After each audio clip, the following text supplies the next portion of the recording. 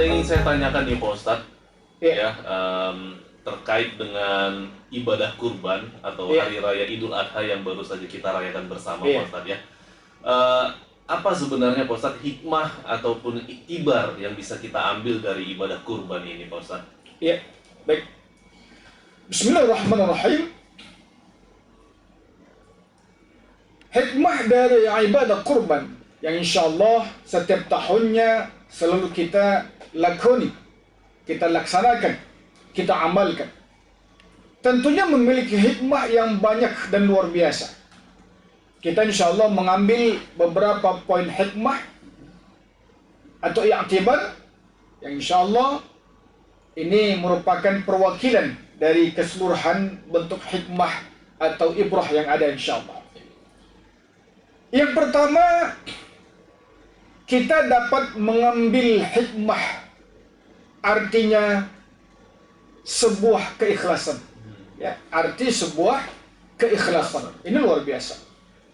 Karena apapun ceritanya, setiap amal soleh yang ada itu harus diawali dengan niat yang ikhlas.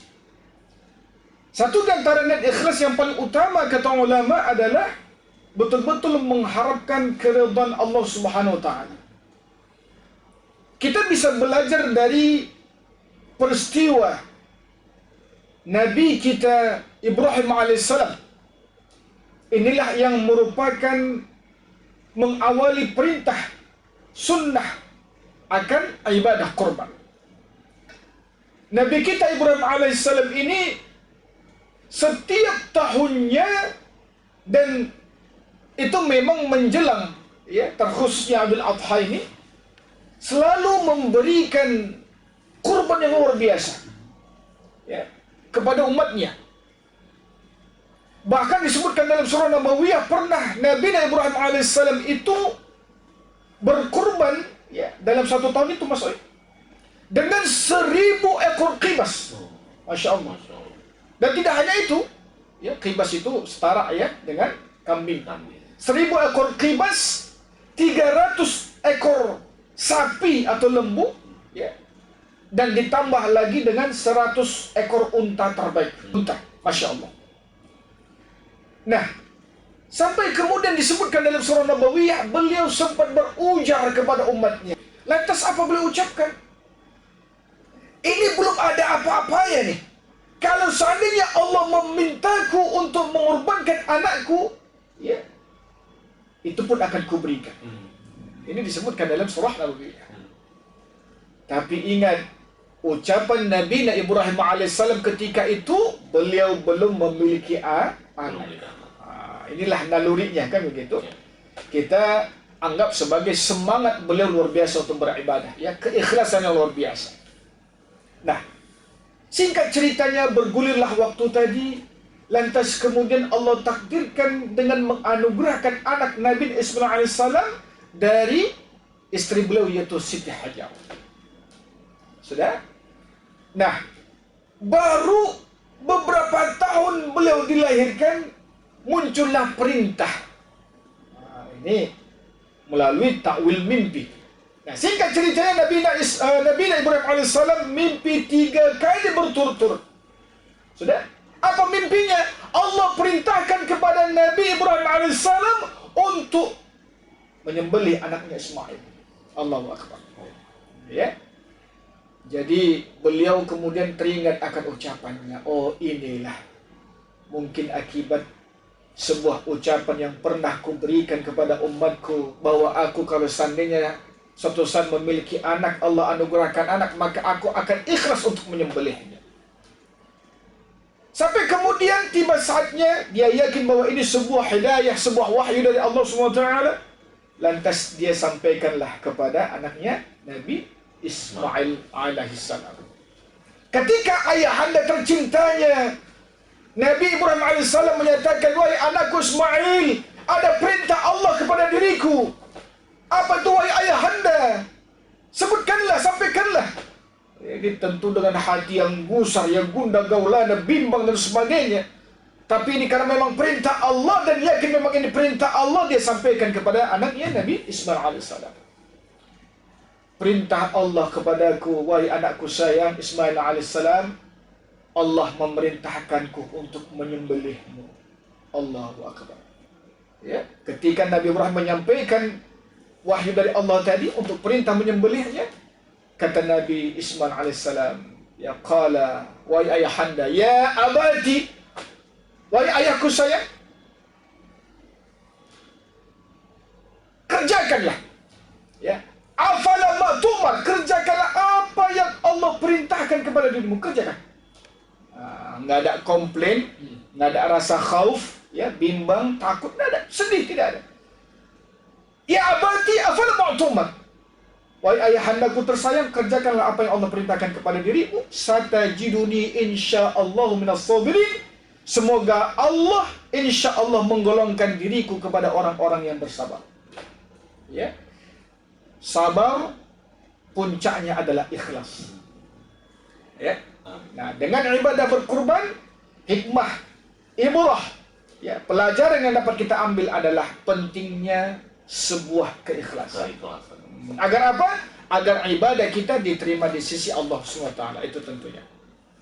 Kemudian yang kedua, dengan beribadah kurban, tentunya kita mendapatkan fadilah, keutamaan, terkhususnya pahala yang luar biasa di sisi Allah SWT. Apa itu? Saya akan menukilkan sebuah hadis sahih, hadis yang dinisbatkan periwayatannya kepada Siti Aisyah radhiyallahu anha, di mana ketika itu beliau bertanya, ya Rasulullah, terangkan kepada diriku yang kemudian akan kusampaikan kepada umatmu suatu saat nanti tentang fadilah berkorban. Lantas baginda Rasulullah SAW menjawab, ya Aisyah, wahai Aisyah, ya Humairah, wahai yang kemerah-merahan. Ini panggilan kesan kepada Siti Aisyah radhiyallahu anha, bahwa fadilah, keutamaan, ganjaran, pahala yang Allah berikan terhadap ibadah kurban itu luar biasa, wahai Aisyah. Apa itu? Yang pertama, kata Rasulullah, dan tidaklah ketika engkau keluar dari rumahmu, kemudian engkau mengucapkan bismillah tawakkaltu ala Allah la haula wala quwata illa billah, engkau memohon doa kepada Allah untuk keselamatan. Engkau keluar dari rumahmu, engkau berjalan atau menaiki kendaraan, dan engkau sampai kepada tempat penjualan hewan kurban, maka setiap langkahmu itu dihitung seperti bersedekah di jalan Allah.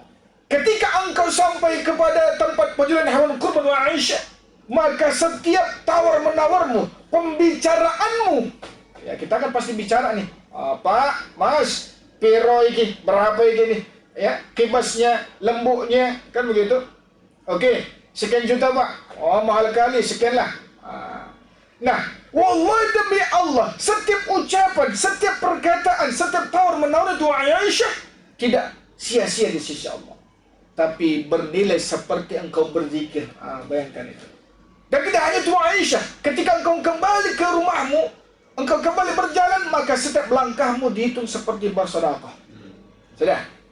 Kemudian wahai Aisyah, ketika hewan kurban itu direbahkan, ya, hewan kurban itu diantarkan ke rumahmu, kemudian dia direbahkan, kemudian engkau menyembelihnya dengan mengucapkan Bismillah Allahu Akbar, dan kemudian hewan-hewan kurbanmu mengalirkan darah, maka wallahi demi Allah, setiap tetes darah yang dialirkan, ini Mas Oi, Mas Doni, setiap tetes darahnya bukan 1 liter darah, tidak. Kata Rasulullah, setiap tetes darah yang dialirkan, Allah jadikan, Allah ciptakan 70.000 malaikat. Masya Allah.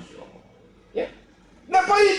Yang dengan 70.000 malaikat itu, setiap tetes darahnya, ya Allah jadikan setiap tetes darah 70.000 malaikat, yang setiap malaikatnya bermohon kepada Allah, bermunajat kepada Allah untuk ampunan dosa dirimu. Dan itu tidak hanya berlaku 1 hari, tidak lagi hanya sekedar hari tasyrik, ya, hari Udhiyah pertama 10 Zulhijjah, kemudian 3 hari tasyrik 11, 12, 13, tapi sampai ila yaumil qiyamah.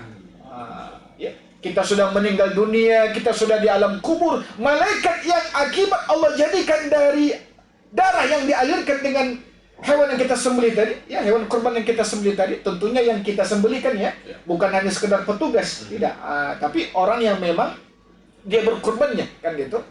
Nah, akan berdoa untuk ampunan diri kita kepada Allah ila yaumil qiyamah, sampai nanti hari kiamat. Masya Allah. Sudah. Dua ya. Yang terakhir, yang ketiga, Ya.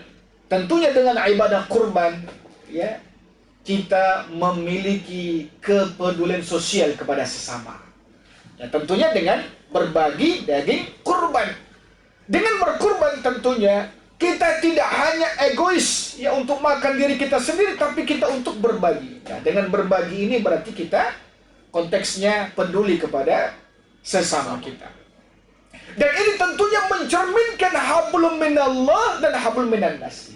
Keikhlasan kita beribadah kurban itu hablum minallah. Dan kemudian berbaginya daging kurban itu tadi adalah dalam konteks hablum minannas. Ini tidak sembarangan.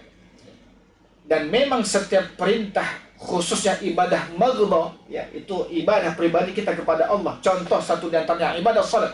Ya, jamaahku dan pendengarku sekalian dirahmati oleh Allah.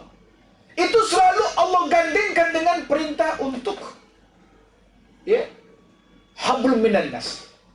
Contoh, setiap ada perintah salat demi Allah, pasti Allah gandengkan dengan perintah zakat. Iqamis salah wa itaiz zakat. Nggak pernah perintah untuk mendirikan salat itu berdiri sendiri, Mas. Ya. Selalu Allah gandengkan dengan perintah untuk berzakat. Bukankah salat ibadah maghdah kita kepada Allah? Sedangkan zakat adalah merupakan ibadah sosial kita kepada sesama manusia dalam konteks hablum minannas. Artinya apa? Agama mengajarkan kita beres ibadah kepada Allah dan beres juga ibadah kepada sesama manusia. Hablum minallah beres, hablum minannas beres. Nah, dan luar biasa ternyata. Ya, dengan kepedulian sosial tadi kepada sesama masyarakat, khususnya umat Islam, daging kurban yang kita bagikan tadi mendapatkan fadilah. Ya, apa fadilahnya? Melanjutkan hadis sahih tadi, kata Rasulullah, dan ketika dagingnya engkau potong-potong wahai Aisyah, dan kemudian engkau bagikan kepada fuqara masakin, kepada umat Islam, maka setiap kerat dagingnya, setiap potong dagingnya wahai Aisyah, Allah memberikan ganjaran, Allah memberikan pahala seperti engkau membebaskan budak dari golongan Bani Ismail. Maka tiga inilah yang merupakan i'tibar, hikmah yang dapat kita ambil, yang dapat kita petik dari ibadah kurban. Kita ulangi, yang pertama yaitu memetik inti ya pentingnya sebuah keikhlasan. Kemudian yang kedua yaitu mendapatkan ganjaran pahala yang luar biasa di sisi Allah. Dan tentu yang ketiga adalah dalam konteks kepedulian sosial kepada sesama kita. Beres hablum minallah kita, maka harus beres juga hablum minannas. Vertikal kita beres kepada Allah, horizontal kita beres kepada sesama manusia. Nah, itu dia. Wallahu a'lam bishawab. Oke, baik, terima kasih banyak Pak Ustadz penjelasannya. Ya, wah ternyata besar banget hikmah besar, luar yang biasa kita dapatkannya dengan berkurban ya. Oke Bang Doni, kita break sejenak Bang Doni.